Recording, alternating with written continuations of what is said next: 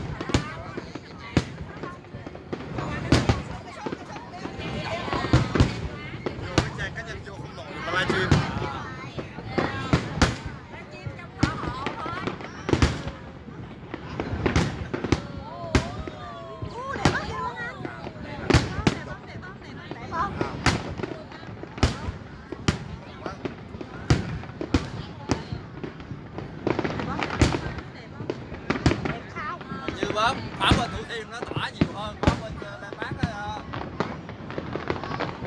Pháo này nó bự hơn. Pháo Thủ Thiêm nó rộng hơn á. Cái này đẹp hơn. Nhưng cái này thì đẹp hơn. Wow.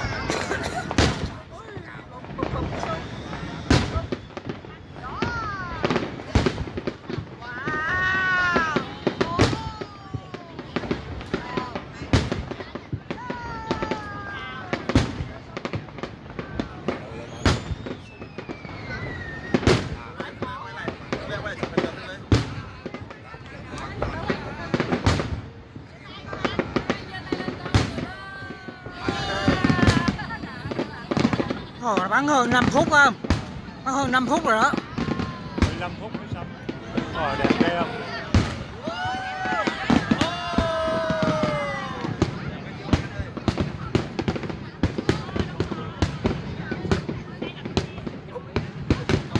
Pháo hoa Sài Gòn quá đẹp.